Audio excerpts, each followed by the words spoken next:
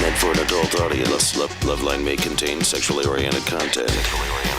Listener discretion is advised. LoveLine with Adam Carolla and Dr. Drew. Hey, everybody, it's LoveLine. I'm Adam. That's Dr. Drew. Phone number 1-800-LOVE-191. Dr. Drew, board-certified physician, addiction medicine specialist. Will Sasso's here tonight from Less Than Perfect. And, thanks for having me. Also, Mad Hi, everybody. TV. Yeah. So, did you leave Mad TV to go to Less Than Perfect? No, I left Mad TV just because I kind of left. Right. And then later I ended up on Less Than Perfect. Mad TV got canceled. No, wait, it's still on.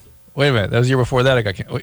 No. Yeah. It got canceled like 9 times. They're having a laugh because every time. Mad TV started about a year after LoveLine, the TV show, started, it seemed like, or maybe really? about the same time. Yeah.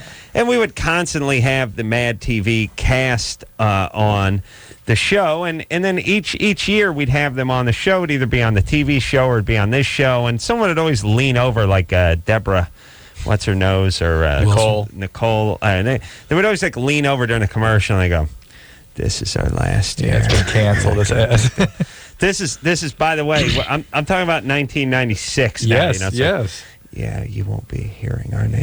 Yeah. And we'd be saying, really? It's funny. Like, oh, no way. Fox is done with this is the show. last time we'll be on TV. We have to leave. It's lasting a long time. So Can we take some craft service with us? Yeah.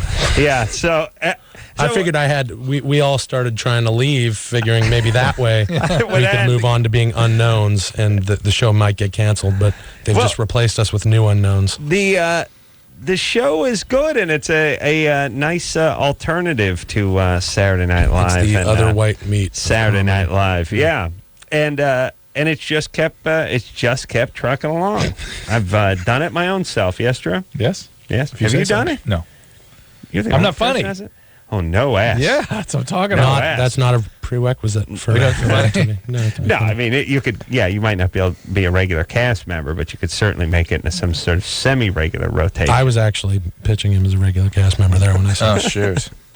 Will is off to bigger and better things with Less Than Perfect. But then why did you leave? Was there any bad blood? Was there a problem? No, not at all. Just 5 seasons? I was there 5 years, and I was like, that's enough, and I was developing elsewhere, and, I kind of feel like, 5 years was good. A bold man. Yeah. Confident. Well, a Stupid man guy. who never took a chance, never had a chance. I don't know how that Something like that. Yeah, something. Yeah, I mean, the thing about it is, and I think nobody really understands this in this business, or at least they never perceive it this way.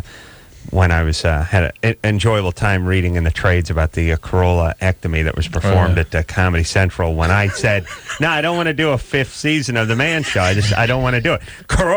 Comedy Central performs Carolla-ectomy. It's like, no, I just didn't want to do it anymore. It's all right. I didn't get caught doing blow. I wasn't like fisting an executive. We didn't get into it. It was just that they wanted me to do more. I didn't want to do any more. 100 shows was enough. I was tired and I was fine. I like that. It doesn't happen that often, but once in a while, somebody says, like, man, I did 100 of these. Now I'm going to do 100 of something else. Sure. Yeah. Well, you end up being invisible. No, it's like I said, it's a confident, or like Drew said, it's a confident man that can do that. And look at you, landed right on your feet. Yeah. You got on to like a Less Than Perfect in just a matter of months. Show not only looks good, but, Sarah Rue, of course, Andy Dick was in here. Who else are we missing from that show?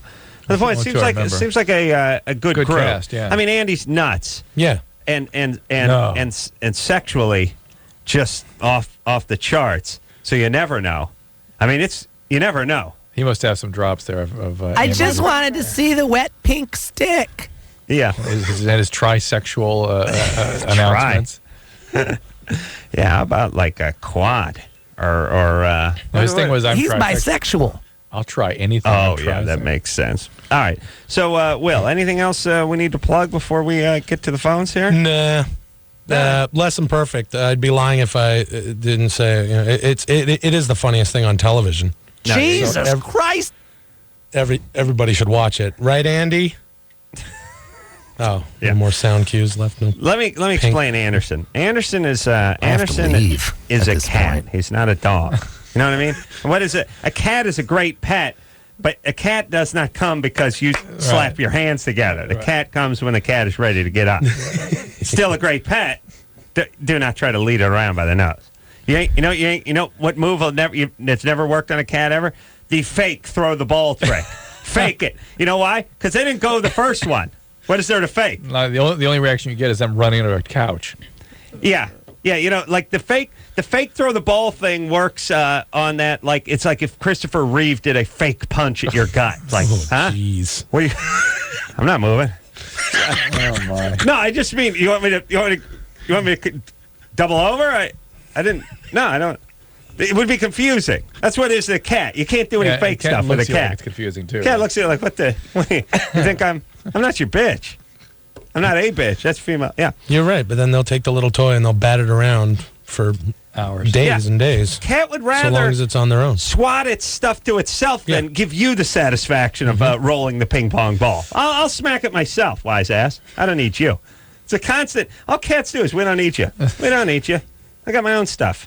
I sleep over here. I chase my own ping pong ball around. We I got pee my over stuff. here if you're ever by. Sharing is good, but not when it's with needles, because then the only thing positive is your HIV test. Does he perform for you guys? Does what do they call the bitches from the Stone Age or something? The bitches of the century. The century. Yeah, no, there's none of that. Probably a good thing. Yeah, no. Probably good. Tasha, Yeah. you're 16? Yep. What's up? Okay, my mom, she has this boyfriend, right? And he's only 29, and she's 42, and he's, like, a really big loser. Like, he smokes pot, like, more than, like, 5 times a day. And, like, he has a job, but he never goes. And that's interesting. Yeah. And, like, he... Well, isn't a job you never go to just one you got fired from 3 years ago? I don't know. Like, Or that her dad owns the business. hey, how does he keep a job he never goes to? I have no idea. I think he might have gotten fired, but I don't know. Well, Tasha, did your mom just get out of a... I was thinking, by the way, you know how we always laughed that the daughters never know anything about their dad's jobs? Yes. And then they know less about the stepdad? Oh, yes. Imagine how little they know about mom's boyfriend and what he does. I mean, that's minus. That's a vacuum of work knowledge. Only what happens in her presence. So he must smoke pot. That's his job. Because we love talking to chicks. Like, what's your dad do? I know he was in the shuttle program. Something like That's that. all I know. I think he flew Apollo.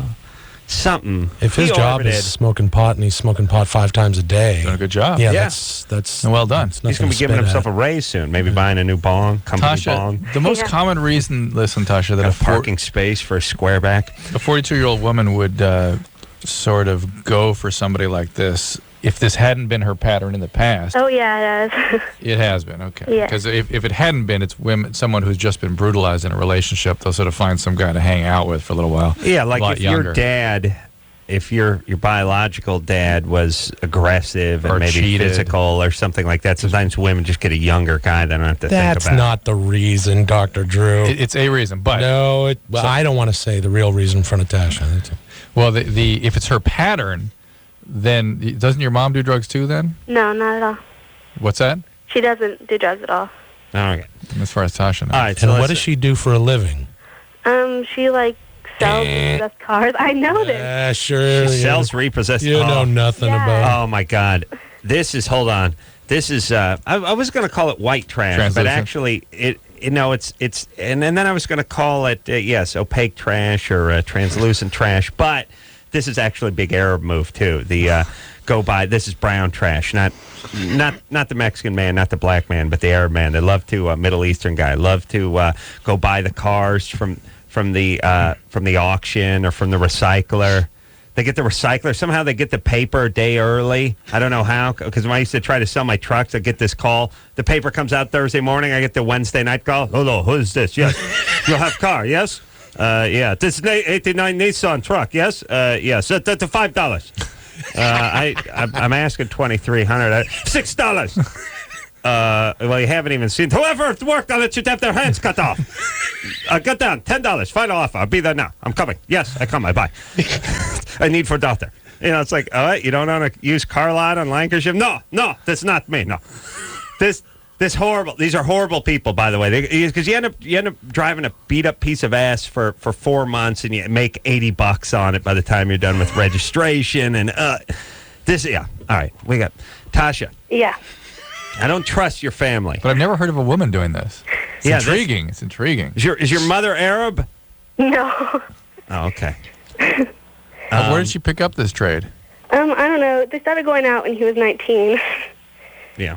All right. Wait a minute. Hold on. Where did she pick up the trade of buying the repossessed cars? You're not going to get anything. I don't remember. What should we do with this guy? Look, here's the thing, Tasha. This is getting bogus. It's getting bogus. No, it's not. I promise you. But I have so who cares? You're 16. She's been dating this guy since you were 6? Yeah. Okay, I'm done. You're 16. You're going to get out of the house soon, God willing. But what grade are you in? What's the question? What grade are you in? I think he might be doing crank, and I want to know if there's any way to know physically.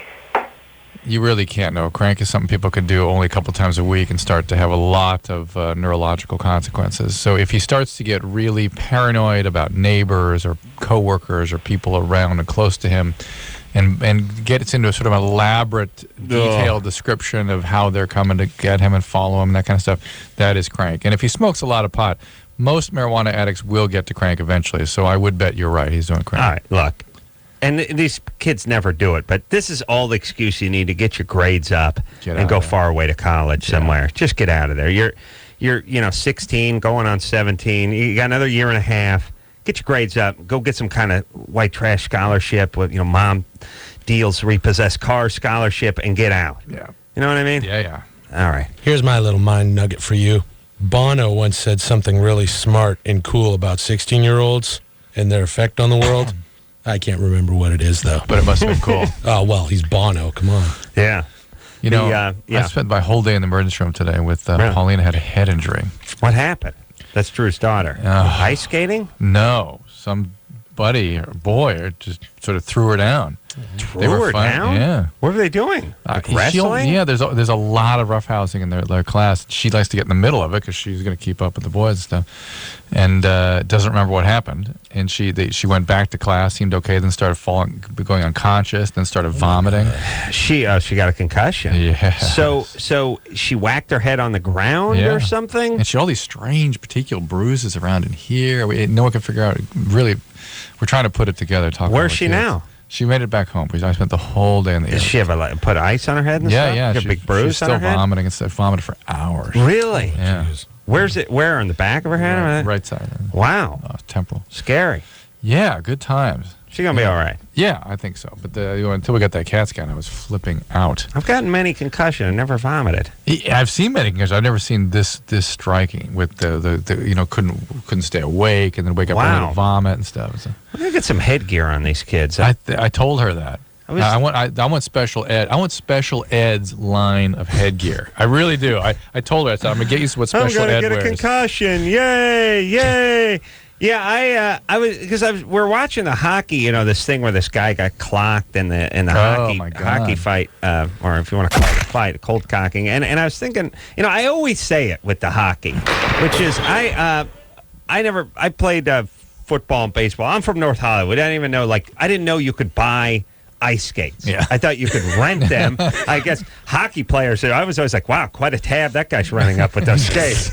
He's had them for near 6 months now. Oh, that's going to be huge. He's never going to get his license back when he goes to check them in.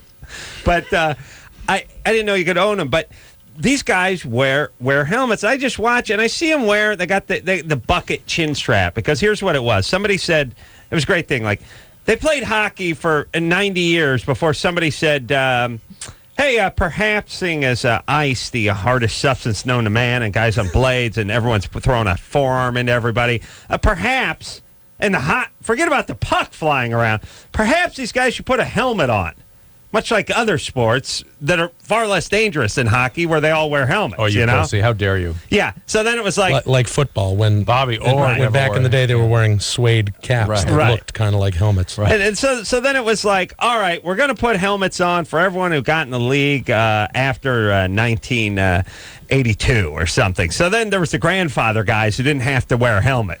which is another just. Are you what? Are you guys running a league over there? What are you doing? Is it is it a Banana Republic or just some? Is it a sports league? Like, what do you mean? So now you got half the guys with the helmet and the other guys with the pomade and the hair slicked back. Look. Those are the greatest highlights to see, too, where you got like Guy Lafleur and like Gretzky it's like, on the same time. Here comes a bunch of guys with helmets, and here comes Ricky Nelson in between of the hair flowing in the wind. It's like. But they had giant mustaches back then. And I know, but big hair. Either you put everyone. You just make a rule that says everyone's got to wear a helmet. It's like, could you imagine in baseball, like they're going, I've had a few guys get hit at the plate. We're going to make it a rule to put the helmet on when you're at the bat. Yeah, I'm not going to wear one. That's not my thing. I live life. I take it one day at a time. I live fast and I live loose, and I don't bat with a helmet. So. It's the grandfather rule, Adam. They couldn't make the veterans do it because they've never done it before. I know. I just said it was a grandfather rule. Having a grandfather rule when you identify something as being life-threatening makes no sense, is what he's saying. Yeah. And I know that was a grandfather rule, but grandfather rules for, like, parking enforcement and stuff. It's not for head protection. Nobody said, like, when they made the helmet laws for motorcycles, well, guys who've been on the bikes for a few years, you don't have to wear helmets. Seatbelts. My grandfather didn't wear seatbelts, so he didn't have to wear seatbelts. Drew's a legacy. Yeah, no seatbelts. He doesn't have to wear the belts. You new guys from different countries, you guys just got your license and stuff, you're going to need a belt up. 5-way harness. Roll bar, fire suppression, nets, the whole thing. You guys, no, you don't. You're long generation of guys riding on bench seats. Right? No problem. Yeah, no headrest either for you, Drew. I'm just wild. Your grandfather did. Absolutely. All right, so hockey figured out, like idiots, it was like, okay, third of the guys. And then as the calendar pages went blowing by, those guys got less and less. Eventually, it was just like 2 guys out there with no helmets on. And then they said, all right, well, we'll wear a helmet, but we're not going to cinch it down like a pussy. We'll leave the chin strap hanging down 9 inches like a bucket, like the handle of a bucket that you hold upside down. And it's just swinging down, just swinging in the breeze, way underneath. So this is good because when the guy comes up behind and high sticks you, the helmet flies off just before the forehead makes contact with the actual ice. Yeah. Face guards, we're not going to wear those pussy shields and stuff. With no ear, the stupid thing doesn't go over the ears and stuff like. Just put a real helmet on and put a chin strap on and put a mouthpiece in and go at it. Yeah. Nothing would have saved that guy, though. Well, the other night? Oh, yeah. No, that was bad. But I'll tell you one thing. It looks like the guy socked him right about the cheek and ear area where the helmet wasn't. Right. It looked like it went right under the helmet. If it was a normal helmet, like if it was a sort of batting helmet that looped down under the ear and had the hole in it, looked like the guy would have caught some helmet. And then number 2, if the thing was securely put on there and it was sort of properly done, it might not have come off or, the way he whacked his face on the thing. Need a little face guard there, too. I'd just like to point out to the listeners at home that the whole time Adam's been talking about the helmet, he's been using Dr. Drew to illustrate it. Drew, it's like just so you know, his hand was right in front of Dr. Drew's face. He's not great on the radio, but he's a great crash test dummy. Yeah. You can see it was diagrammed perfectly. Drew, for turn me, around. I'll show him the yellow X's. I got on the side of his head. I got the yin yang thing in yellow. It's good because when we shoot the super high speed film, we can actually see what happens to his vertebrae. See these little. All right, Liz. Yes. You're 24? Yes. What's happening?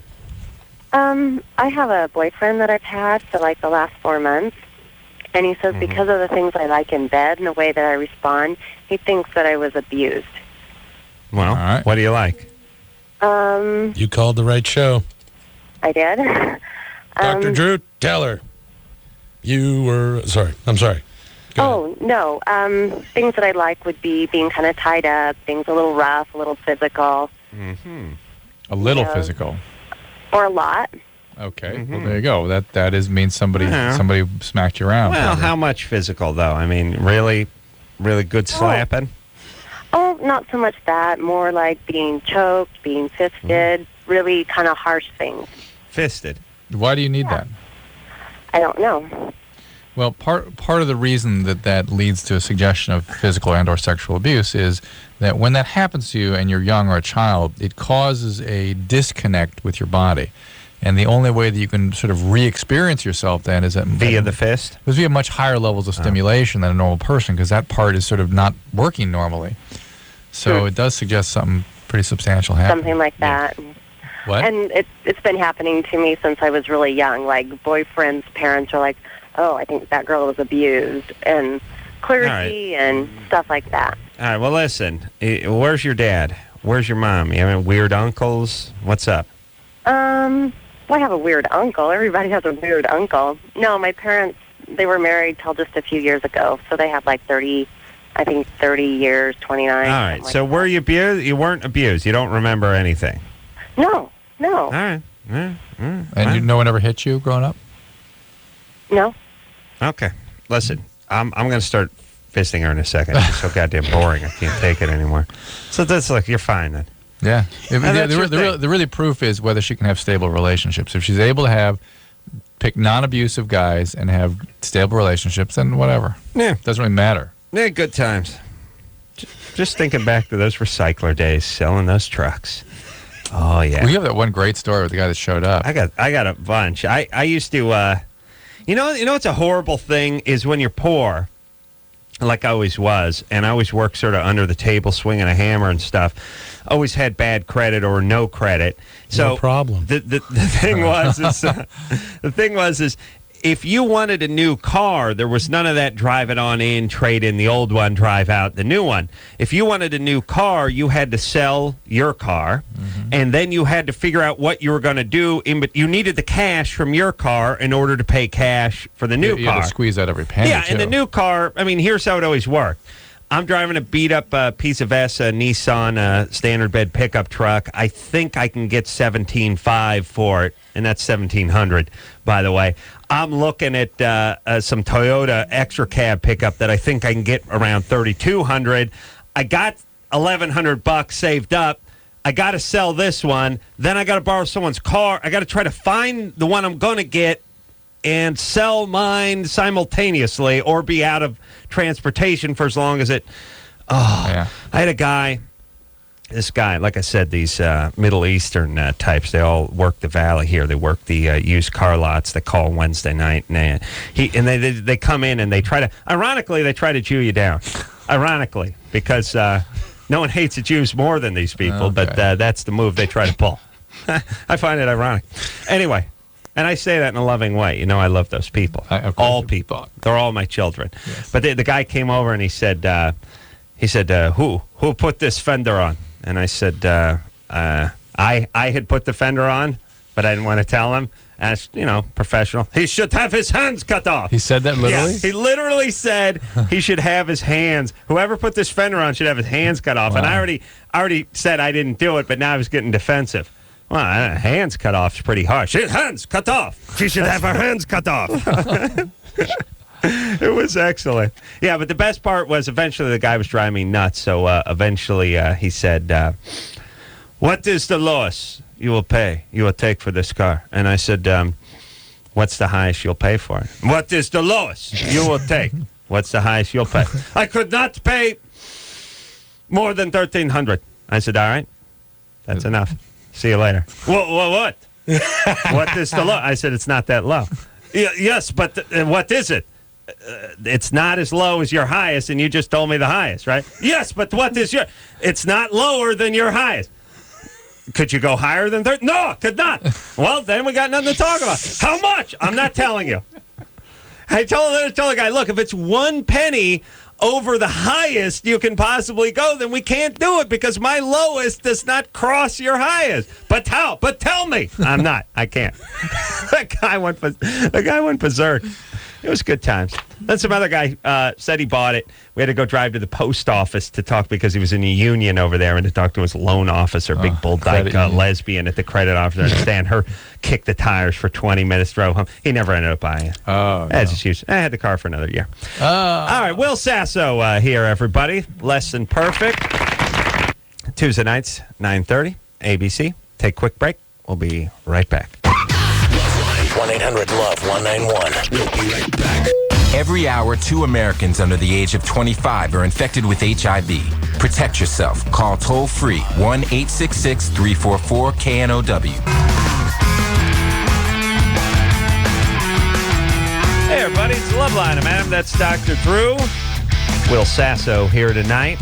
Will is from Less Than Perfect, and of course, you know, from all those years, namely 5 stellar seasons with Mad TV. Less Than Perfect, 9:30 Tuesday nights, ABC. All right, where are we? We going to the phones? Please. Let's go to the phones. Will? Yeah? He wants you to talk him out of it. You ready to go to the phones? Oh, I thought there was someone named Will on the phone. Oh. I was going to shut up. I'm ready. Tony? Yes. I'm going to start calling you Will. Okay. What? Huh? See? Ah, this is great crap. radio. Got me again. Tony? Yes. Will? Oh. What? Drew? Adam. I'm going to start calling the caller Will, me, and Drew. Yeah. Me. Me? Huh? What? Drew? Huh. Tony? Yes. Oh, yeah. I'm Will. Tony, what?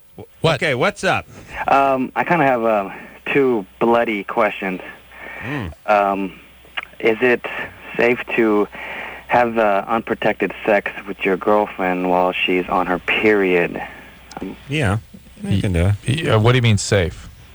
Well, I mean, can blood get in your penis? And Well, it can, and if she had hepatitis or HIV, obviously your risk would be greater. And if you're worried about pregnancy, she can still get pregnant even though she's menstruating. So I think he's wondering if it's safe to his reputation since he just shared that on national radio. Mm-hmm. Yeah, once word Right, gets Tony? out... Tony, what's your last pull name? the plug. Sasso. Huh? what was that? What? All right, Tony. Yes. Huh? Is it our phones keep cutting out tonight? Yes. Boy, it's going to be a lot of used car stories tonight. Okay, Anderson, we can't hear anything. We can't hear this guy at all. All right. I have no idea if he's on or not. He's been talking. Times. Well, we didn't hear a thing. We'll have him talk, and I'll tell you what he says. All right. But again, don't call him the caller. Call him Will. What? All Yeah, right. go ahead. And Anderson, Yeah. I'm going to call you us. Us. Or You didn't- them. What do I call you? Call me, You're me. him. Him. No, Yes. no. Why don't you call me Anderson? All right, got it. That'll work. All right. Us. What do I call Drew? What did Will say? Who? Hi. Him. Will said nothing yet. Will the caller? What? Will, the caller, said nothing. Him. Well, you have him on hold. Oh. I mean, what Will about, on hold. What about all the things Will said? What? Though? What had he said? Hey, Call- Anderson. Yeah? Yeah. I'm putting him on. Okay, put him on. Will's on. Hello? Okay. Go, Will. You're on. Oh, okay. Call Drew, Mr. Sasso. So Mr. Sasso and Mr. Anderson and Will. What? You're Will. I'm Will. Yes. What's your question? Okay, so I can't make any, like, diseases or anything, like... No. Like, You you can know when you make. have What anal diseases sex can with- you make? You know when you, like, have anal sex, you can contract and make... I don't know... If you make during anal sex, that's considered a faux pas. I'm no Heloise, but I know if you make while you're getting cornholed, Faux poo. that's a faux pas. Yeah, that's considered poor form. I think they call Poo it. foam. Poo foam. Poo form. Okay. Look, if she has a blood-borne disease, Which such is as what I AIDS or told him, hepatitis, yes. then you got something. If not, well, then you don't. Yes? She is at higher risk during her period of getting sexually transmitted diseases which ascend in her genital tract. Oh, really? Sort of more of an open conduit there, Yeah. but not him. All right. Let's... I tire of Will. He has another bleeding question, though. He has a... Yeah, I didn't like him. You know? Josh? Hey, what's going on, Adam? Ramblin' Man? Right. Yeah, you're a longtime fan of Will? Oh, longtime fan. I've watched Mad TV ever since it started. My question... Wow. Well, hey, Will, you there? Yeah. Oh, hey, what's up? How's it going? I was wondering, my long-term goal is to be a criminal investigator, but on the side I like to do comedy, I like to do drama. I was wondering, what was the process to get to Mad TV? Like, what were the auditions like? By the way, before CSI, there was not an 18-year-old on Earth who said that is what they wanted to be, right? They didn't even knew what it was. I wanted to be Crockett or Tubbs when I was Yeah. young. Yeah. I wanted to wear pink sport coats and roll them up to my elbows. Yeah, it is amazing how, I wanted to be the $6 million man. All right. So, how'd you get started, Will? How did I get started? Yeah. It's a very boring story, and you've heard it before. I just, wanted to do this sort of thing, and when I was young, I started crashing auditions and trying to hustle some sort of thing. Out here? Back home, and I'm originally from Vancouver. You do a lot of good impressions. Were you doing them when you were a kid? Did you just naturally do it? No, not really. I kind of did a few, just me and my friends of other friends and of a few people, but it wasn't something I concentrated on. Not even until my audition for Mad TV. I didn't. Really, it was just you like comedy, but I'd done a lot of doing comedy. De Niro wasn't your forte. No. Hey, Josh. Yeah. Hey, what's going on? So you want to do criminal investigation? Yeah, I want to be a criminal profiler because it's just been my ambition since I was younger. But I've always been the funny guy, and I'm kind of going back and forth between that. But yeah, I know it doesn't seem real, but going to college this August. So, but I really want to like try out, for comedy clubs and. Where are you going to school? Here's the profiling. Hey, where are you going to school? Portland State. I'm moving out west, so. I'm out here in Virginia. You know what's big right now is like the whole alternative comedy thing, right? Yeah. Isn't that huge? Like that new show, Jackass? Yeah. Oh, yeah. What's that other new show with the guy who puts poo on microphones? Oh, Tom Green? Yeah. Yeah, that's just new. So what you should do is I would go to an amateur night and get up on stage and just explain to them what you're explaining to us right now. Really? I'm going to college, and don't try to make one joke. Don't tell any joke. And if I guarantee you, if you do that for 10 minutes, you'll have people laughing their asses off. And bring a notepad. Go up and there read off it every 30 seconds. Notepad, but no jokes or ideas on it. Actually, one of the things on the notepad should say "read off notepad," and then say that. Yeah, that's what I'm saying. Yeah, but that's your closer. Actually. Read off notepad. I love that criminal profiling. Like I love it. Like watch like when they do that child abduction. They always know. They know it's someone in the neighborhood. They know that's a white guy move. By the way, the child abduction. It's someone who knows the kid. It's someone who's within like 100 yards of the house. But it's always blamed on a black guy for the first week. Well, that's the white guy trying to get away with it. Exactly. Black guy snatcher, put him in his Monte Carlo. Right. Took off. The pot smoke was so thick I could barely see him. He was wearing a big Panama hat, so I couldn't make him out. Yeah, that's what they start with that, and then eventually turns out it was the white dude who was sort of that. It's that friend of the family guy. Those are the abduction. You know what I saw last night on HBO? Finally got it back. Was the autopsy show? Oh yeah. Oh, that's my favorite show. Ugh. You ever watch that? No, I don't like that stuff. Oh, that's good stuff. Now they're not actually cutting into bodies. It's just they're solving crimes via, it's just the part. You know what it'll do though? It'll drive you insane. Half the stories come out of Canada, by the way, Will. Strangely enough. And they do this thing, like that hockey thing. They do this thing where they'll bring a guy in. And they'll have some evidence on him, but they can't get a DNA sample of him because by Canadian law, he's not obliged or whatever.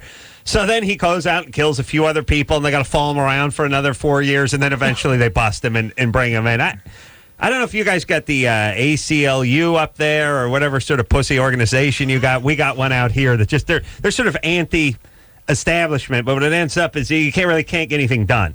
Like, look, if you bring a guy in for questioning and you want a little piece of his hair for a little DNA sample, a little prick of blood, if you didn't do it, you should be glad just to hawk a loogie or drop a load in a Ziploc bag. You know what I mean? Like, here, good. It's not bothering me. Yeah. Take it. Yeah, match it up against whatever the blood spatters you found on the headliner of the taxi that was out in the river. Find it. Yeah, go ahead. Well, I'd be happy to drop a load if I was wrongly accused of something. I do one when I go in to a police department anyway, even if I'm just to be safe. Yeah. That was sort of the plot line in Mystic River. Oh, what? Yeah, because there was some blood found. He goes, yeah, fantastic. Test it. In this car where they thought somebody had been killed. I haven't seen it. Yeah, I don't know. Really. He goes, really? Fabulous. Test. Let's go. Yeah, I don't, anyway, this, the Canadian guy didn't, so what they did is they send, so they follow him around, and they get police women to play hookers and go party with them and see if they can get a semen sample, which is, that's got to be a difficult conversation. Connie, come into my office. Yeah. First off, gonna need you to put this on. Just holding up some, Lycra ski pants or something. Yeah, whore yourself up real good. Looking to get a semen sample from suspected serial killer. Yeah, you game? You good? Yeah. No, you can't bring a gun. We're going to need you to party with him and some of his friends in the Red Roof across the street. Yeah, enjoy. So she goes and tries to do it. They don't get anything. But eventually the guy blows his nose and throws the Kleenex in a trash can, and they got to go fish that thing out. Now, listen, I don't know. I don't know what we got to do to change some of this stuff. But look, if you think a guy did something, you should be able to pull a little lock of hair or something like that, right? Yes. It's all right. It's all right with everybody. It's just a slippery slope. Hey, here's what I'm saying. Is this going to happen, ACLU homos? Someone comes in, he didn't do anything, we get a little prick of blood, we just decide to match it up as DNA evidence. Anyway, give the guy the death sentence? Yeah, we're all out of control. Yes, of course we would. Yeah, that's what we want to do. That's what we spend our time doing. Trying to lock up innocent people. We're interested in that. Yeah, that's our thing. Yeah. And if so, why not just bring the guy in and just shoot him? Right. Yeah. All right. Lily? Hi, how are you? What's happening, baby doll? I have a question for Dr. Drew about OxyContin. Mm-hmm. I take 100 milligrams a day, spread out through the day, and it's been a year and a half, 2 years since I've been on this dose, and they keep upping it every so often. I'm just wondering how much is too much. How many is she taking a day? 100 milligrams. Taking 30 milligrams 3 or 4 times a day. So it's taking 3 or 4 pills a day? Yeah, that's still not a huge dose, Lily. It's really okay. Not. Well, I take 40 at night. Yeah. I'm actually writing a book right now. 40 milligrams. About OxyContin. Oh, no, not another book. Another book. Not another book. No this one is not such a labor of love as the other one was. Good. This one I won't be talking about quite as much. This is enough. Yeah. This is enough. No, I'm not getting paid much for this one. No, Drew doesn't get paid much. So, all right, but here's the deal. Yeah.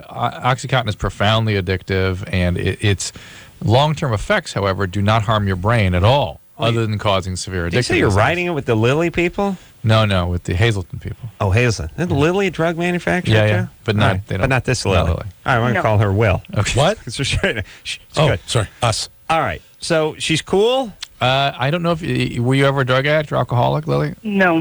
Did anybody in your family alcoholic? No. And what was the nature of your original injury? I injured my back 6 years ago and had a discectomy in 2000. I've been on. Just be careful. If you really start having any life consequences from the substance use or the escalation of the dosage starts to get out of control, you definitely want to look into it. All right, let me say this. I'm going to go on just a very quick rant here. Yeah. I know we're running late on time, but we're just talking about the ACLU and not being able to get DNA samples and stuff. The other direction we're going is a horrible way is I've been watching. There's this new drug that's coming out for attention deficit disorder. They keep running the ads. I love that ad with Mike Ditka. No, that's the boner Levitra. maker. Oh, stuff. sorry. This is this is the attention deficit stuff, and now the legal runners on these things. Some side effects may include nausea and vomiting and dryness of mouth, and dizziness, blah blah blah.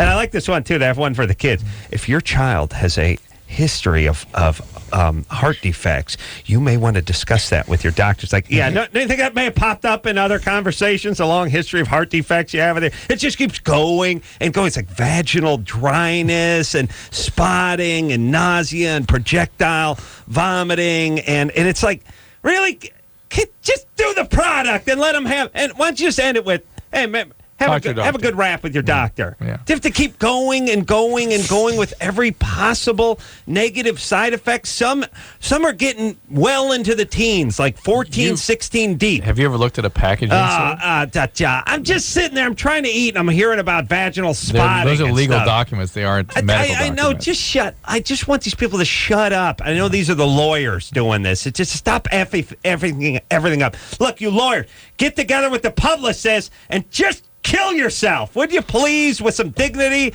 If they were Japanese, they would have killed themselves years ago. Just a nice, quiet, dignified death. Just fall on a goddamn sword, would you people, and let us get on with our effing lives? They should have their hands cut off. They should have their hands cut off. All right. We'll take a quick break. Will Sasso here. We'll be right back.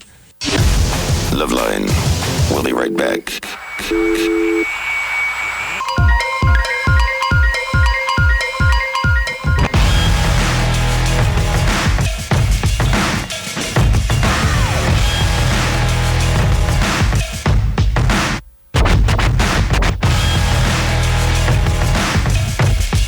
Hey, everybody, it's LoveLine. I'm Adam. That's Dr. Drew. Will Sasso here tonight from Less Than Perfect. Tuesday nights, 9:30 ABC.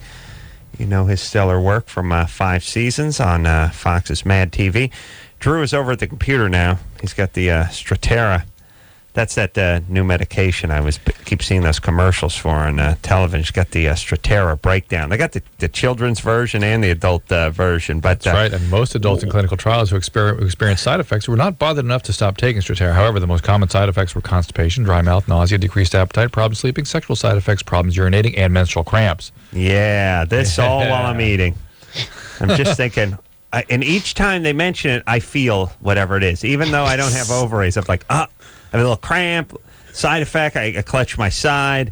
What is it, Drew? But isn't there a children's version, too? Because that's a whole different set of side effects. In short-term clinical trials with children and adolescents, a modest decrease in appetite was the most common side effect. Some children may experience a loss of weight when starting the treatment of Strattera. As with all ADHD medication, growth should be monitored during treatment. Strattera has not been tested in children under the age of 6 years.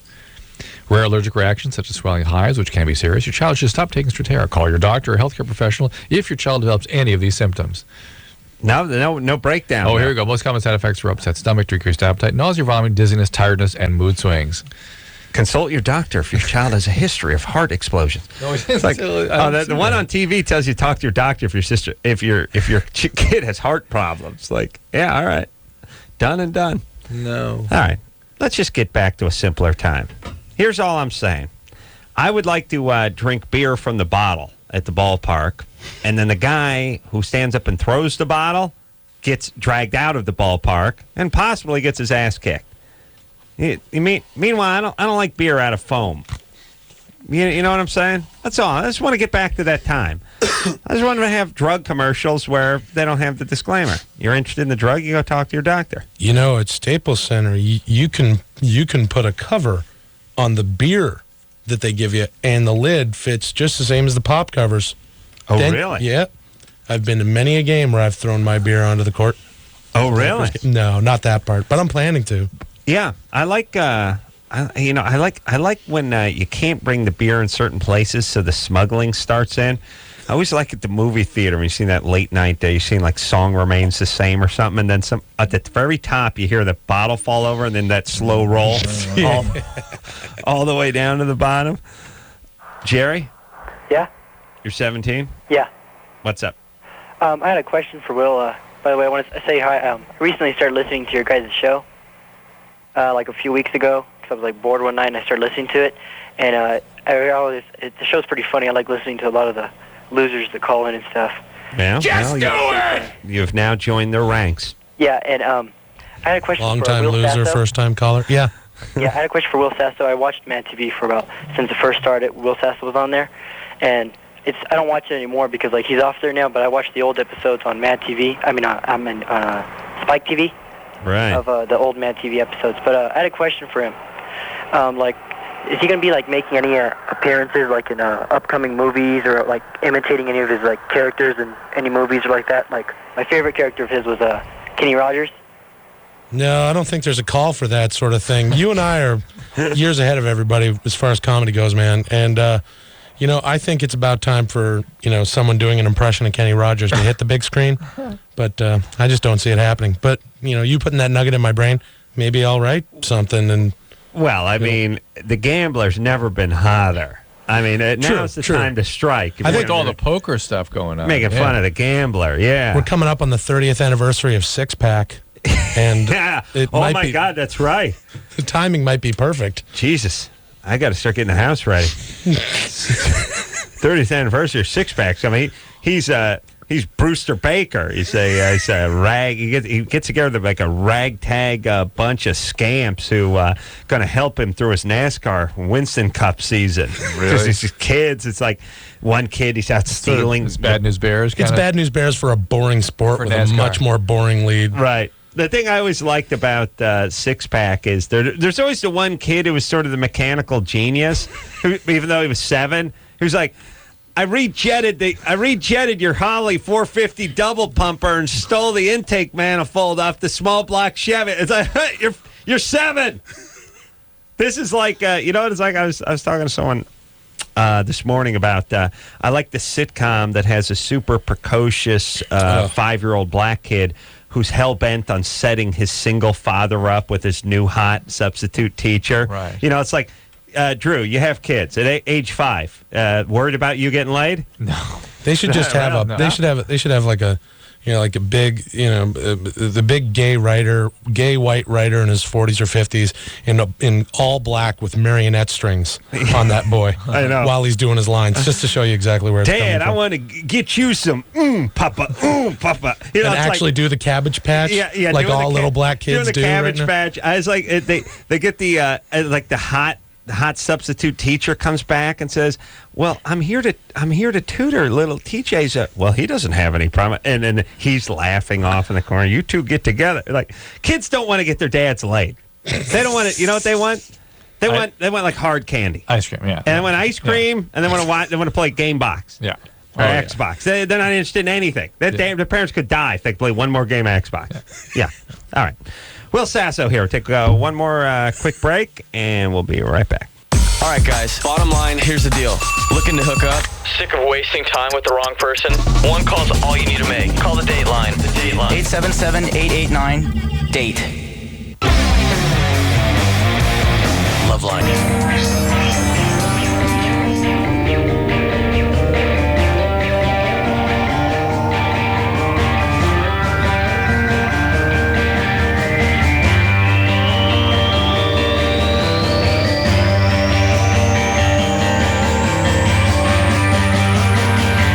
Everybody, it's LoveLine. I'm Adam. That's Dr. Drew. Phone number 1-800-LOVE-191. Will Sasso here tonight. Yeah, I miss politically incorrect. Yeah, I do too. I used to be able to get on TV that way. Yeah. Tuesdays. But it was fun. It was good. It was Tuesdays, 9:30 on ABC. Yeah, I was talking to Bill Maher not too long. It's Sarah Silverman's birthday a few months back. It was a weird thing because we're just talking. Actually, we may have smoked some pot. Oh, with him? Well, you can't talk about that. No, I can't. You smoke pot, all right. I can't talk about that. Yeah. Anyway. Did you just sit there and laugh? Yeah.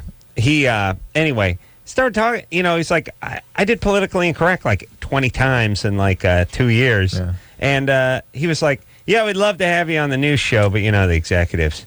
It was like some weird sort of networky thing, and I couldn't really make any sense of it. I was like, does he not want me on whatever he's got a show on HBO? They only do. Or is there some sort of? They're only doing like 13 episodes at a time. I know, but they have the same crappy guest every week. Yeah. All right. I don't care. Anyway, for me, less is more. Oh yeah, I know that about you. Yeah. Will Sasso here, who's unless it has to do with sleep. Yeah, then more's more. More's more. And masturbation. And Will is Tony. What? Yeah. All right, now where were we? What was I talking about? Oh, Will, how about a little Kenny Rogers? Jeez, we really like imitations. He can't do any. 30th anniversary. How about my angry Arab guy who wants to get my car? You should have your hands cut off. No. Oh, jeez. No, because really the six-pack, I would say six-pack's 25th anniversary is right around the corner. It was probably. Are there imitations you like doing? You know what? I never know. I don't enjoy doing them. Like I don't do stand up and tour and do impressions and stuff. So there's no need for me to ever do another impression ever again. You just use it for the skit. I mean, I feel like it was fun. It was funny. We got create the illusion. You got the writing behind it. You got the hair and the makeup and the wardrobe and the set. I just don't know what sketches. I love the sketches. I can't. The only reason I want you to do Kenny Rogers is I can't think what he sounds like. On Mad TV, I did a wacky Kenny Rogers, which didn't sound anything or look anything like Kenny Rogers. It was sort of as close to, abstract comedy as Mad TV. No, it was just me getting bored, really. I would just have wacky hair. And it was like when Chevy Chase used to be the president. Right, and he'd look, or Dan Aykroyd was Jimmy Carter, but he had like a mustache and brown hair. It was just like, that's not Jim. I was like when the guy goes in drag and keeps the mustache. I don't know why I was just thinking about this from Saturday Night Live, and Will hopefully back me up here, but Norm Macdonald, who's, alcoholic, has a gambling problem, but a great guy. Well, actually, not a great guy, but you just love him. Everyone loves him. One failed sitcom after the next, but funny guy. Saw him at the poker championship thing we did the other week. Had a nice talk with him.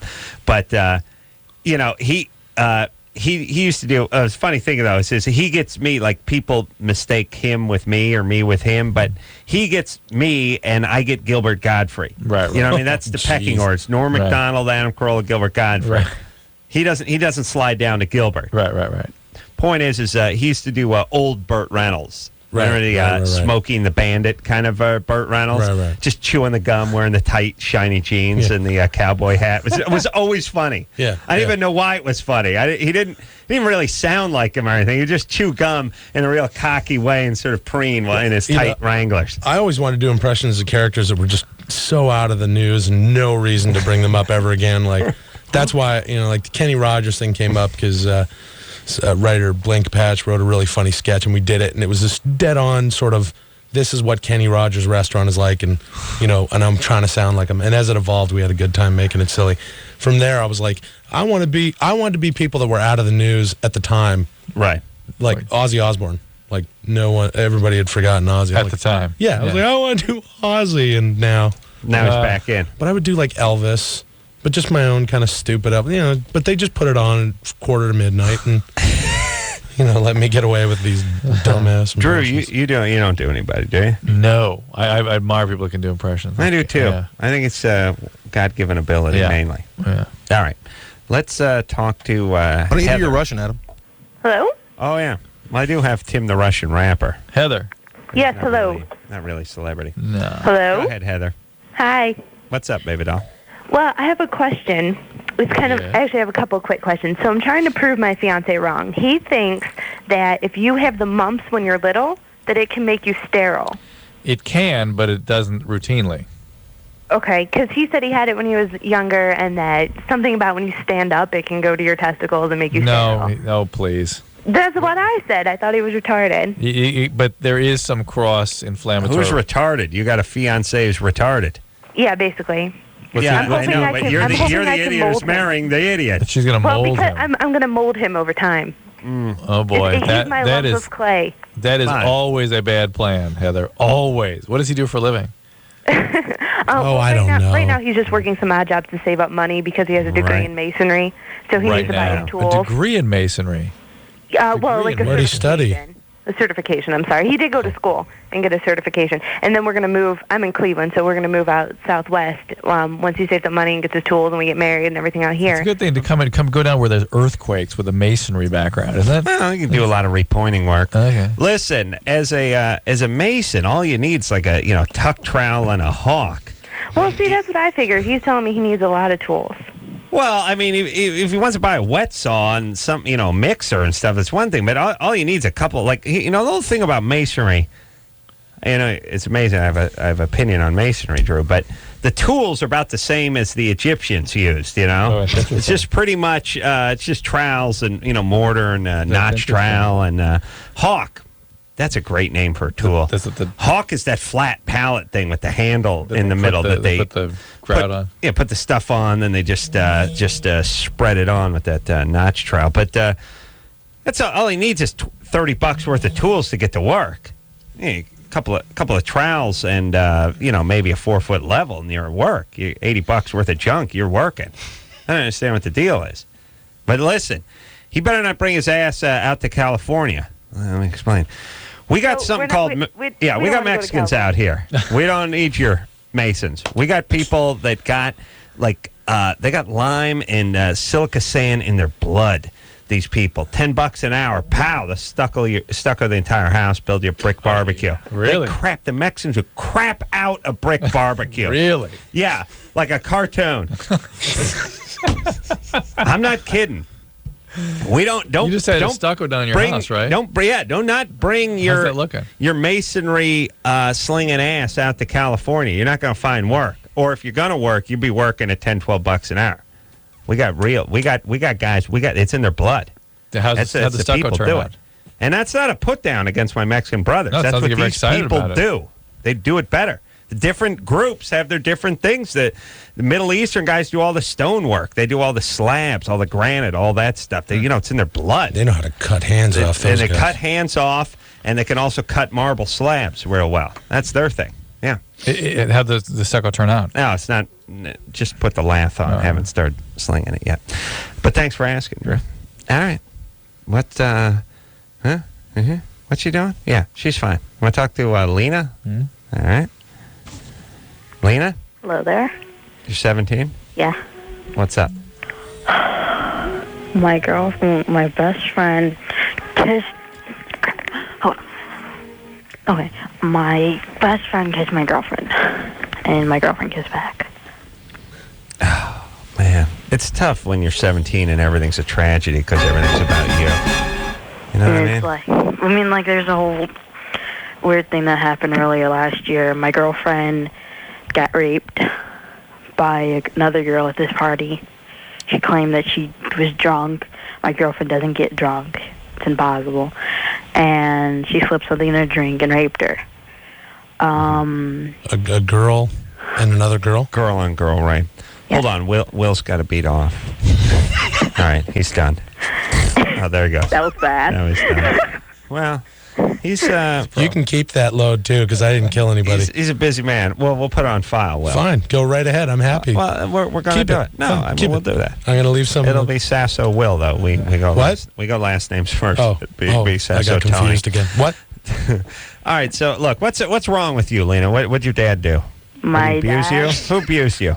What happened? Something horrible happened to you. Why are you so angry? I'm Russian, so I used to live in Russia. I used to drink out. Okay, that's abuse. What? I've been drinking since I was 8. That's the only thing that, Well, they call, you know what they call that in Russia? A late bloomer. Well, in my world, when a patient comes into treatment and they've been using since they were 12 or under, that's also a sign of abuse. I wasn't. I mean, I'm not an alcoholic. I mean, I can definitely hold my alcohol. I don't get drunk. Neither one of us get drunk. When did you come over here from Russia? Back and forth from infancy. Mm-hmm. Why were you going back? I'm a resident. I'm not a citizen. Why up and back? Because my grandmother and her family's over there. I mean, if I had called 2 months ago, because we go there every Christmas, if I had called 2 months ago, I would have had a full accent. Oh, really? Where do you go? I go in and out of accents. Where? Huh? Where do you go? Moscow. Do your friends in Moscow think you're like the Madonna of Moscow because you live here and you got this cool new American accent? No. They don't think I it's really don't even... I always wonder what that would be, like that reverse pompous accent thing. I really even speak English. I mean, I only speak No, you speak it well. That's what I'm saying. No, I'm saying... You'll have a friend who goes to Australia for a week. Yeah. And he comes back and he's got a different word for everything. And it's like, hey, yeah. All right, baby doll. Well, wait a minute. Now, hold on a second. You're lesbian? Yes. Okay. I've been with my girlfriend for 5 years. Well, almost 5 years. And is she Russian? No, she's Irish and Italian. Are you one half of a singing group, perhaps? No, from because Russia? I know where you... No, but see, the thing is, they call us at school because we go to... Oddly enough, we go to a Catholic school. Where you wear uniforms? Yes. Where they may or may not shoot music videos? Hold on, Will's got to go again. Okay, he's done. Second sample. They call us tattoo because I have long red hair. She has short black hair. And oddly enough, I was just watching Mad TV when they were on there. And Tattoo was on Mad TV, so...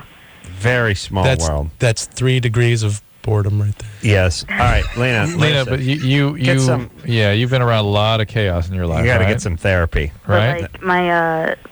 That's a brilliant musician you're talking to. Well, I know. Well, I want to find what the question was. That guy, best friend's hooked up with her girlfriend, then her girlfriend got drugged. But she's been with her girlfriend since she was 12.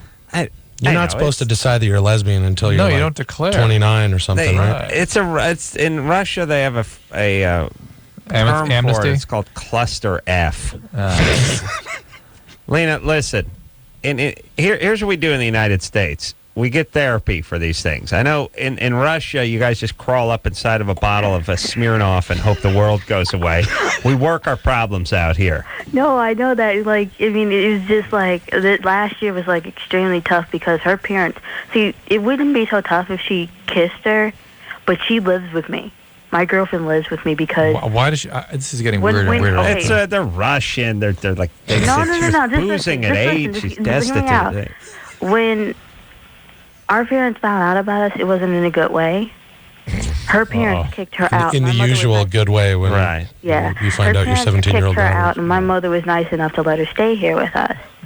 And so she's been living with us since March of last year. All right, but your girlfriend comes from total hell. She comes from as much, if not more, chaos than Lena does. And so this business about being drugged and all that, that's all BS. Yes. No, I swear it's true. Yeah, it's all great. You just need to write a song about it. Write another hit song. Here's the deal. These two can't have kids, and thank Christ for that. Yeah, that's good. And let them just, let them, you know what?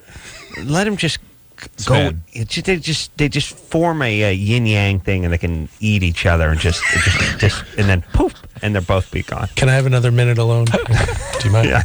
No, he might actually consume each other, so they would just vanish. They just vanish. You see? Well, I lost It'd be some sort of a Yellow Submarine reference. Yeah. Now I really that'll be that. Yeah, like in the cartoon when the dog starts eating its own tail and eventually just turns in on itself.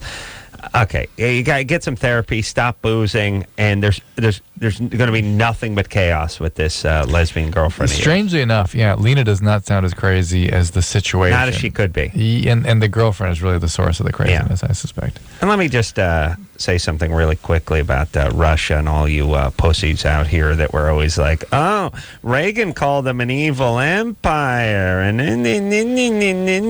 this and communism and all this. Yeah, it's really worked out. It's beautiful. It's worked out great over there, hasn't it? We can't judge, can we? No, it's worked. The communism, I think it's still going good, isn't it? I think history's been very kind to communism. It's a great idea. Perfect idea. Well, it just wasn't executed properly. It's because of the United States. The United States screws it up. We ruined it for them. Yeah. It's idiots. If we'd been nicer to Cuba, they wouldn't have to spend all their resources protecting Cuba. Listen, you tards. Let's you pussies. Just have the guts just to go move over there with your beloved Ruskies. Go over there. Wait in line for 2 days. Get a piece of stale bread. Enjoy. Everything's black market. Enjoy. Place a dump. It doesn't work at all. Nothing works over there. Of course, communism doesn't work. It never did. Yeah, it's great. It's going along strong. I swear, I think my grandmother was a communist for a while. She seems like she would have been. Yeah, they just here's the thing. There is a certain element of American citizen who just has to glorify everything that's not American. It's like it's got to be better. They're Russian. They got it. They're communists. It's got to be better than what we have Utopia. here. It's utopia. Yeah, it really worked out. Here's all I want. Just apologize. Admit you were wrong. Admit you're wrong, and also admit we don't have to listen to you next time you pipe up because you're idiots. That's why they wanted to apologize. I know. All right. I'm fired up now. That's just that whole Russian, Look, I don't like the military and all this stuff, but look, Reagan did the right thing. He just built up the military, just squashed them, and they're done with over there. Now they all want to come over here. Tori? Hey. Yeah, and they were evil.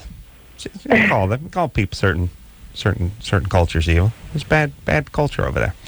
Go ahead.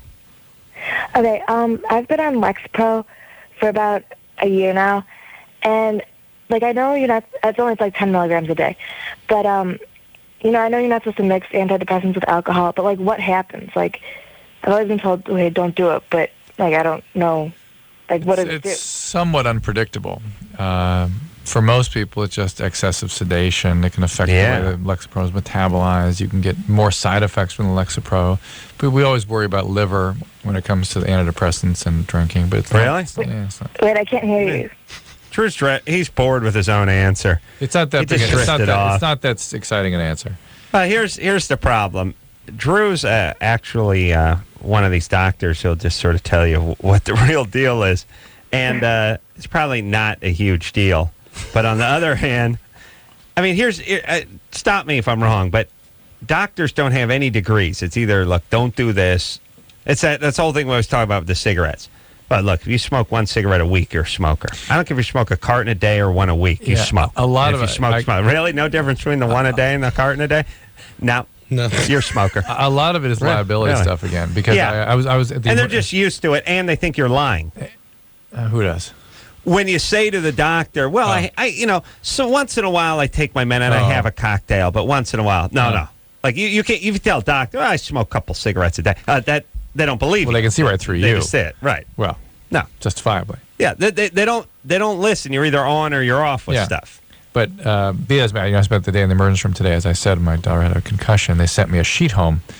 And I just talked to a friend of mine about he saw her for me, and I said, "What we need to do? Don't worry about anything." The sheet's like, "Oh, you guys, this can happen, that can happen. Check every 5 minutes. Check pupils." Oh, you must have been going nuts. Yeah, I thought, "Oh my God, what?"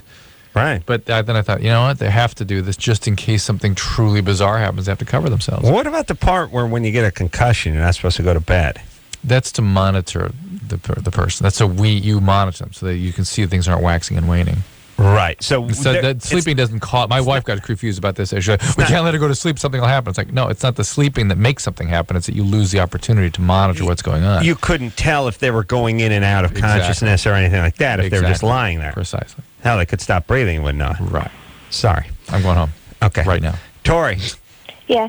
You're already depressed. Yes. Well, that is the big thing. That's is good enough. You're a 16-year-old starting to use alcohol. You got to start sprinkling in the booze. Yeah, that's a bad sign. No, like I've been on it for a year and a half, and like everything's good, and they're just waiting to take me off of it for school to be done because, or like for like the summer, just in case I would have relapsed back into it, I wouldn't want to like screw up school.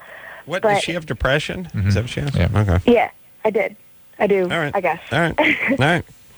But like, I've had people I've had friends who've been on like other antidepressants and with a higher dosage, and they've said that it just like doubles everything that they drink or whatever. All right, don't drink. Just shut up and stop drinking. You're 16, for Christ's sake. That's legally supposed to drink for another 5 years. That's right. But I know it's like, look, you're depressed, you're on medication, And you're you're 16, you're well below the drinking age. How about not drinking? Well, it's just that my friends. Yeah. No. Just don't drink. It's all right. I wasn't an alcoholic until I was like 30. I pushed it off. I was smart. Yes, Will? What? Right. Huh? And listen, Yeah. should women be taking any pills at all other than birth control? Like, don't you think we could just work them with sugar pills? They're so suggestible. No. You know what I mean? We could be giving Tori just, what I'm going to do? I'm going to start a drug company. It's the three period sugar pills in the birth control package. Start popping those out and labeling them and what do you got, honey? You got a headache? Here you go. What do you got? You got cramping? Here you go. What? You're depressed? Here's some of this. Allergies? Seasonal? Okay, here you go. It would work on women. For women, it's the thing. They control the vagina with the mind that can control anything. The world. Control the world. Yeah. Yeah, I mean, everything is, the orgasm's all in the brain. You could control the depression. I know. It wouldn't work for a guy. Guy give a pill. It's like, I don't feel anything. No buzz at all. This sucks. I want my $8 back. More. Yeah, or give me more. Yeah, right. I'm going to need a Mickey's because something's got to kick this thing off. But chicks are like, you just give them half an aspirin and tell them it's acid, and they're like, oh man, I'm seeing colors. You could do it. Why we shouldn't be giving women any pills, just the sugar pills from the birth control packet. That's my new plan, Drew. But we won't tell them. It won't work if you tell them. It won't work if we tell them. Yeah. All right. As a matter of fact, when I hand them the pill, I'm going to go, this is not, I repeat, is not the sugar pill from the birth control packet. Okay? Or maybe that's hitting it too hard. I won't hit it that hard. Don't sell it too hard. Don't sell it too hard. Sell the LSD. That's right. Yeah. Yeah. And you know what I'm going to do? Only half of one for you, baby, because you're lightweight. You're going to freak. You're going to think you can fly. Give half a sugar pill. Will Sasso's here tonight from Less Than Perfect, 9:30. Tuesday nights, ABC. We'll take a quick break, and we'll be right back. Hello? Who's this? This is LoveLine. 1-800-LOVE-191. LoveLine will be right back.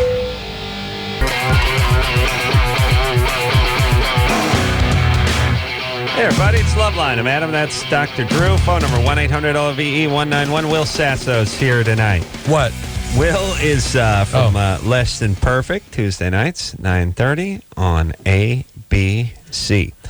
All right. Where are we? Let's go to Desiree on line 6. Desiree? What made you think he was black? Who? I don't Who are you know. talking to? Black comment? Who are you talking to? Hello? Desiree? Yeah. Who are you talking to? Are you talking to Desiree. me? Yes, we're talking to you. Who are you talking to? Hello? Hello? Sorry, I don't know what the hell's going on with my phone. Yeah. What were you saying? What makes you think he was black? That was my friend chiming in because she's dumb. But anyways, I'm sorry. All right. Well, what's happening? My friend, she actually hooked me up with this guy because I'm 19 and, I've never dated. And so she wanted to, like, get me into the social scene so I would date. So the thing is, she hooked me up with this guy. And, like, he was nice, like, the first week. And then things started getting weird. Like, he knew I was a virgin and he knew I never dated. And then all of a sudden he started getting, like, really perverted. And he's like, basically it boiled down to him being like, I want to have sex with you, but in not such nice terms. And I'm like, you know what? Maybe this guy isn't the best person for me. So we've been going out for like a month. And like I was over his place tonight, and then all of a sudden he's like getting hella perverted with me, and he's like, well, you know what? I don't want a relationship unless we can have sex. And are people still saying hella, by the way? Now, hella perverted sounds like a horrible contractor who's like they're putting a bid in on some road building in Iraq or something. He's a executive from Hella Perverted. It's like That's what happens when you grow up in Kickback allegations. It's a big engineering company. A huge engineering firm. Yeah. So he's getting hella perverted, and he's getting really gross with me, and okay. I'm like, well, give us an example. Hold on. Give us an example of his hella perversion. am I allowed to say stuff like that? Like what Anderson, you would tell me? Anderson, use your own. Yeah, buddy. Very poor judgment, but I mean, try to stay away from the F word. And Okay, the well, S what word. about? Well, this word isn't exactly the F word, but it's kind of not better than that. But basically what it boils down to is he keeps telling me that he wants to get inside my walls, but he uses other words than that, okay? All right. Adam, can I have a minute? Yeah, Will's going to need right back. third sample I'm back, tonight. I'm back. Wait, that was Adam's. Oh, wait a minute. It was me? You guys are mixing samples here. We don't want to pollute the samples there, yeah. The crime lab people can figure it out. Hey, Desiree, maybe you should hella dump him. Maybe I should. Well, that's what I'm calling. It's like Hang on. Are you surprised that the guy would want to have sex with you? Yeah. I mean, Drew's a man of passion. Yeah? Well, no, not that. I just thought, I thought he would be willing maybe to wait. Like, he knew my situation. He knew that I never dated. He knew I never had sex. The furthest? How long? Yes, how long? How long what? Did you want to wait? Did I want to wait? I wanted at least to wait until, for sure I was in love with somebody. I didn't want to do it with just some random person. How long does that take? Come on, baby. We don't got all night. Okay, well, I don't know. Maybe 6 months. Is that too much to ask? 6 months? That's it's not too 10 much. lifetimes to a It's not C-list celebrity like me. It's not too much to ask. However, these guys, either way, they're gonna. If one that sweats it out and waits it out, he's still gonna leave you right afterwards. Oh, really? You know what I mean? Oh, Drew. Very bleak outlook. Well, if you're going out with guys like this, right? This guy's just okay. Maybe he's not getting it. What's the furthest you've gotten? Right, that's what he's doing. What's the furthest you've gotten with this guy? Well, he felt me up, and that's about it. Okay. All right. And how old is he? He's 23. All right, 23. Here's the thing. You're going to have to find yourself an 18-year-old if you don't want a guy who's chomping at your bit. Right. You're dating a 23-year-old, and it's been a month, and he's grabbed half a boob. He's going to need a little bit more. Man cannot live off bra grabbing alone. I think a 23-year-old that's waited a month will probably stick around a little longer if is he hella pathetic? That's what I think this guy is. I would say he's pretty pathetic. Yeah, then don't hang out with this guy. You're not interested. You don't like him. Okay. Come on, don't do it. Guys at 23 or 19, guys are so stupid. It's so. I mean, Drew, Will. Yes. Think about Adam. I mean, me. What? Think about what you got in your mind now, your arsenal now. I mean, what you could do if you wanted to use your mind for evil and getting in young chicks' pants. I mean, if you could take what you know, your collective knowledge, and move it back to a 19, 20-year-old Drew or Will. The stuff you'd tell them. Hey, baby, I wrote you a poem. You know what I mean? Just the nonsense you could weave. Stop eating in front of her, Will. Yeah. I mean, the stuff you could do. You know what I'm saying? Flowers and the picnics. Yeah, and then not just the saccharine sweet stuff, but the cool stuff, too, where it's like, Drew, why can't you let me in? I can't let anyone in, man. Yeah, I mean, if you just gave yourself full license to just lie and BS and do all this stuff, you could cook up something. I mean, it'd just be huge. Huge. You get into everyone's pants immediately. First date. Just come springing open, too. It just pop. Like, everyone's, you know when you're driving a car and you pull in the gas station, you pop the gas lid? That would be just pop. They're underpants. You just pull that little trigger, pow, pop right open. Underpants, doing like a garage door. Okay, well, everywhere. One more time. If it just be easy, these guys I want to get in your walls. I mean, they're like pawing and grabbing, telling. And by the way, saying what they're thinking.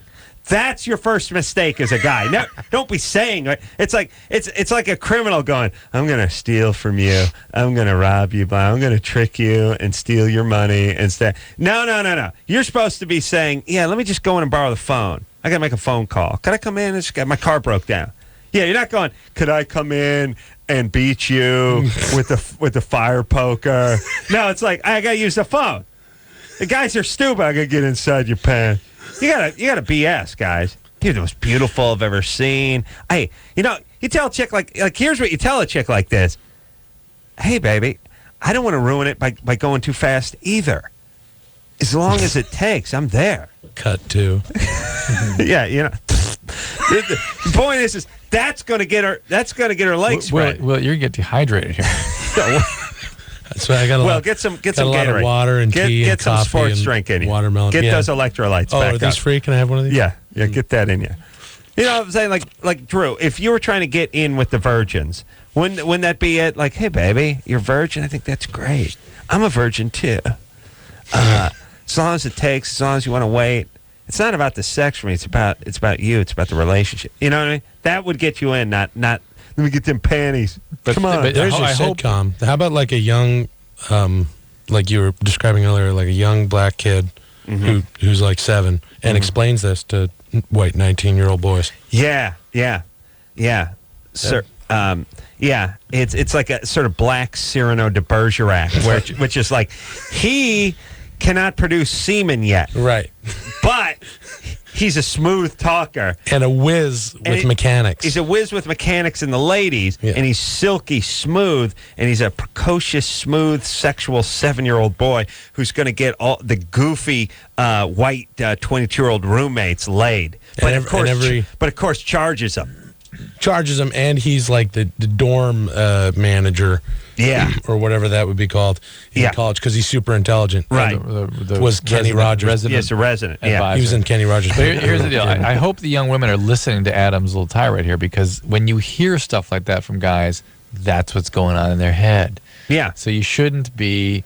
You may wish that they would talk like that, but if a 22-year-old starts talking like that, be scared. Be afraid. Be very afraid. He's up to something. Rod? Hey. You're 24? Wow, I can't believe I got on with you guys. Great to speak to you. It's great to speak to you, too. I've been listening to you guys for like 10 years, and this is the first time I've ever called in. Thank you. But I felt that I had received a sign from you the other night when you said you needed a caller about threesomes. Yeah. Yeah. I'm in Washington, HFS country. Used to see you guys live introducing bands. How much time do you have left in the show? We got about, how much time do you need? We got about 24 minutes for you. Oh, okay, all right. I'm just making sure that you're not about to end or anything. No, go ahead. All right. That doesn't mean your call is not about to end. First of all, I want to say that you guys have been pivotal in my life. Adam, I don't want to call you a genius because that sounds like groveling. But when I was a kid and needed a dissenting voice to aspire to, you helped instill anarchist ideas in my head. Well, that's and nice. Dr. Drew, you helped me to. You helped sparked my passion for psychology and interest in addiction and understanding mental disorders. I'm sorry, I'm talking a lot. What about Anderson? What are you doing? With you guys. All right, what's your question? Anyways, okay. About 2 weeks ago, well, I got a lot of history with this problem. How much of it do you want to hear? Because I can answer a whole bunch of your... Hold on a second, Rod. With what problem? Rod's a nice guy, but if he keeps asking me what percentage of his question I need to hear and how much time we have left in the show, I'm gonna fly out to D.C. area and strangle him. All right, now hold on, Rod. Just hold on. I want you to formulate your question. Formulate it, make it concise, break it down. It's a threesome question. Yeah, it should be like Rod 4 sounds sentences. way too spastic to get involved with the threesome. By the way, you know what I mean? Like money. Rod's got money. Rod doesn't have money. You think Rod's got money? Rod, do you have money? Not a whole lot, actually. Okay. How did you get your spastic ass involved with a threesome? I'm really not that spastic. I'm just a little bit... you must be some kind of good-looking. Giddy about getting on the radio to talk to you guys. Okay. Now, what is your question? You had a threesome? I wanted your guys' advice on the situation that resulted in my relationship after the threesome. Okay, what happened? Hold on. You know, is Rod? You think Rod's trying to keep us on the line so we can run a trace?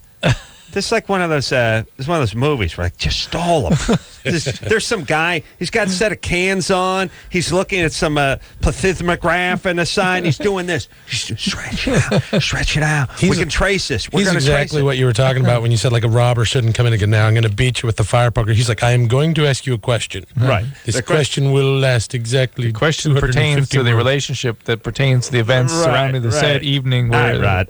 Here we go. Your question is... I just asked you. It's not that specific of a question. That's why there's history behind it. Well, I still see the guy going stretch.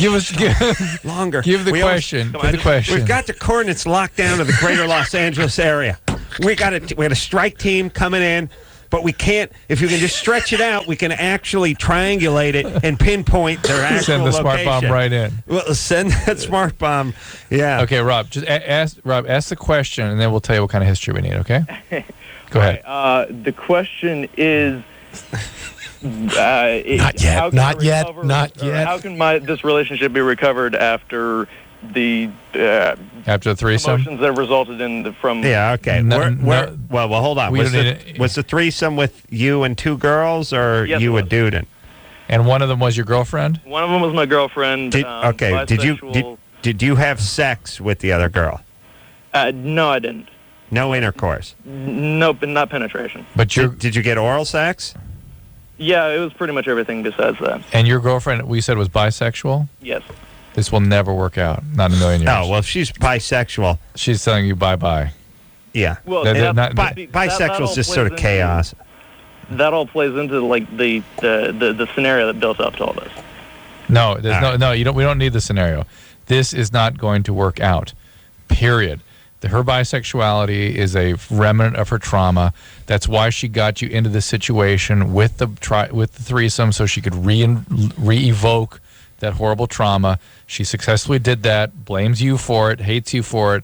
Perfect reason to sabotage this relationship and get out of it. It will never in a million years work unless she gets about God knows how many years of intensive psychotherapy. Several. And then we have to worry about you, why you get involved with somebody like this. She needs a sea turtle's life of therapy. Yeah. Yes. Yeah.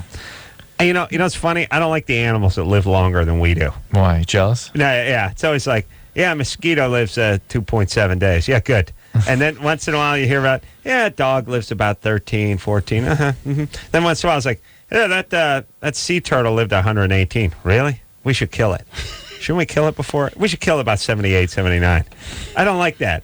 I like the idea of me being born and sea turtle already being 6 or 7, and then I kick off and that same turtle's going along just fine. I don't like that. I'm smarter than that turtle. I take that turtle down, make an ashtray out of it. You know what I mean? I don't know what the animals. There's a handful of them. They live a long time. Yeah. Sea turtle's got to be one of them. I got to find that out, Drew. Mm-hmm. What are the real long ones? I think I saw a thing on TV about a 40-year-old lobster. Really? Seriously, 30 or 40 years old. How big was it? It was like 3 or 4 feet long. Wow. I took my nephew. I had my nephew last weekend. Kid's going to be great. I know he's going to go goth at a certain point. He said I took him. I was over at the. I took him over to the like a seafood restaurant. We went over to the lobster tank. And I went, hey, look at the lobster. He's 7, Look at the lobsters. Look at the lobster. And he goes, they're going to die. Oh. And it's like Clint Eastwood, kind of like, they're going to die, aren't they? And I was like, yeah, they're going to die, but we're going to eat them. We're going to dip them in butter. And by the way, we're going to eat them never really works after they're going to die. You know, if you think about like what happened to Bambi's mom or something, you're like, what well, the we're hell? going to eat her. What the hell is your sister and brother-in-law been doing to these poor kids? I don't know. Whatever it is, they shouldn't be writing any books. No. He's like, yeah, they're going to die. That's like, yeah, it's hard to come back from that. This is intergenerational trauma being transmitted to another generation. Yeah. All right. Well, he's a Corolla. We'll take a quick break. Will Sasso here tonight. We'll be right back after this. Dude, you got issues. Call LoveLine. 1-800-LOVE-191.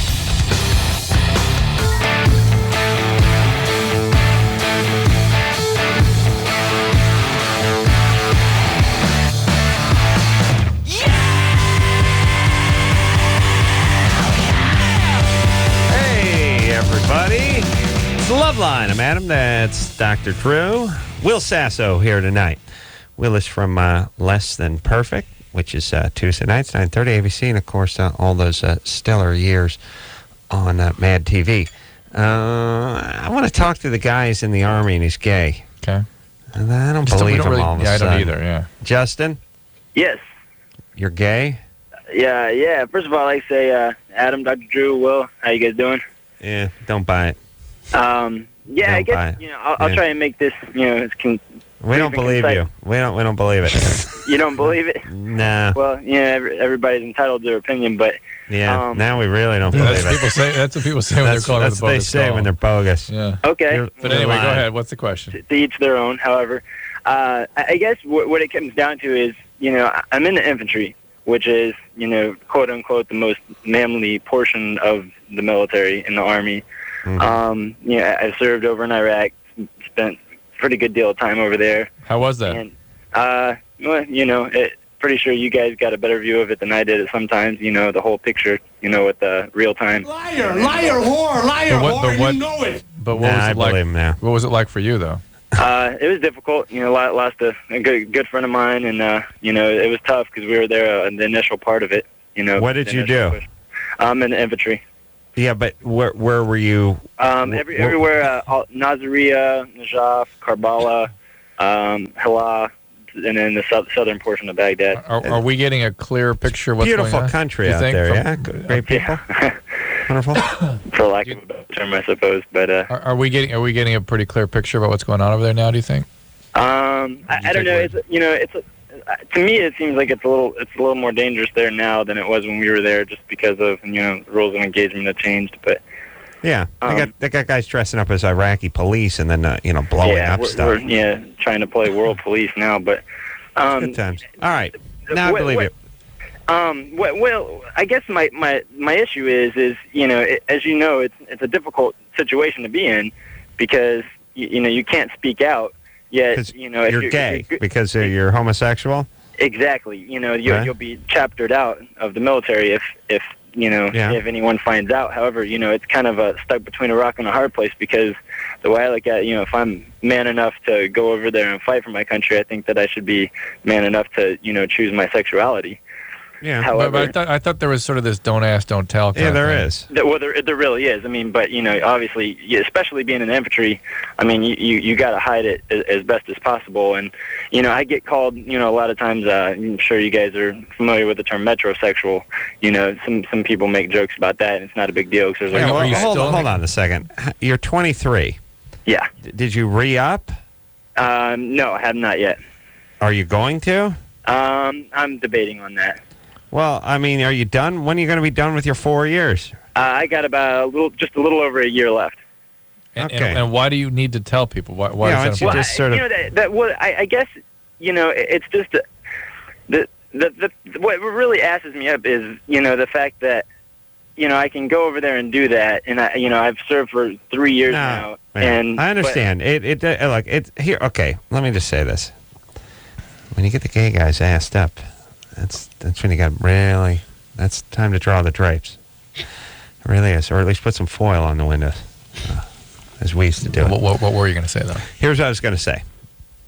I understand his pride is hurt in that he feels like he put out for the country. He risks his life for this country, and then he comes back and he can't marry his partner. Well, no, and he's made to feel less than. Yeah, and I know there's this sort of convenient heterosexual argument, which is no one's asking you to do anything, just asking you to keep your trap shut. Right. It's slightly condescending. No, it's still not making him. It's not really embracing your lifestyle. Well, not just lifestyle. He feels slighted as a person in spite of having served. I'm just going to speak practically here for a second, which is when you're in the military and you're in some bunkhouse with 70 other guys, and some guy comes in and beats a trash can with a wooden spoon at 6 a.m. to get you up and calls you maggots and pukes and stuff like that. It's best not to do a whole lot of sharing. Don't any kind of feeling. Don't get into sharing. Hey, get an education, get some benefits, learn a skill, make a few friends. There'll be a couple of guys you can probably confide in. Other than that, you're there to kind of do your time and get out and parlay it into something. If I was gay, I don't think I'd be making a career out of the military. What does he do with his feelings about not being supported as him as a person? He bottles them up and unleashes them on a friendly fire attack at some point in the future. Or maybe just, kind of keeps it together until he gets out and then starts speaking up about it. Yeah, and it's like, again... it's a practical issue, right? Because he's not going to be able to change what is. No, and it's sad. Right. All right. But and it's interesting. I'm actually kind of surprised. If I could see how a guy would feel like this. Yeah. And it's sort of surprising that we aren't hearing more of this now that a lot of guys have served. Well, I think there isn't a whole lot of gay guys in the military. I bet there are plenty. More than you might think. I think it's less than the general populace. Yes, I would agree with that. Even though, my God, why wouldn't you go? But then on the other hand, you think about the gays, and it's like, all right. Now, here's the thing. Gay guys ain't going to the military. I don't know what the general populace of gay guys is. I know Will knows. Probably. Did you guys know that I just heard this on ESPN that 85% of the NFL is gay? 85%. 85% of the players in the NFL. I heard 85 to 90. I always thought so. You heard that on LoveLine. I know the kickers are for sure, and the guys who do the long snaps. Okay, what a wonderful kid they would have. All right, we're going to take a quick break. Yeah. Will Sasso here. You heard it here. 85% NFL gay, and 96% NHL. Take a quick break. We'll be right back. All right, guys, here's the deal. Dateline. You looking to hook up? Sick of wasting time with the wrong person? Dateline. One call's all you need to make. Call the Dateline. 877-889-DATE. Call the Dateline. Oh, yeah! Everybody now! LoveLine will be right back.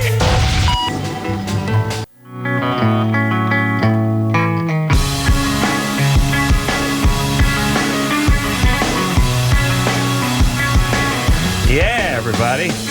LoveLine. Will Sasso, checking out the dudes. You can find him on Less Than Perfect. And the Gold's Gym Locker Room. And the Gold's Gym Locker Room. ABC. Put on your clothes. 9:30. In the Gold's Gym Locker Room. Please. If you want to go there. That's Please. all I'm saying. There are things we talk about during the break. Yeah. The conversation went there. If you're in the gym, you put on your clothes. Yeah, after you shower and put your clothes on. You shower, then you put on your clothes, and then you rifle through your wallet, and you go through your day planner, and you take your little supplements. Don't do that all. Don't be functionally naked in public. Don't do the nude Pilates warm down. Yeah. Using the bench. Don't stand there butt naked and clean your glasses. There's enough sex seen in a locker room. All right. We could go on forever. I want to thank Chris Anderson, junior producer Lauren, and producer Ann, and Brian, the world's greatest and only phone screener. So until next time, this is Adam Carolla for Dr. Drew saying mahalo. Is he hella pathetic? This has been LoveLine. The opinions expressed on this show are not necessarily those of the staff, management, sponsors, or this station. The producer for LoveLine is Ann Ingold. LoveLine is a presentation of Westwood One Entertainment.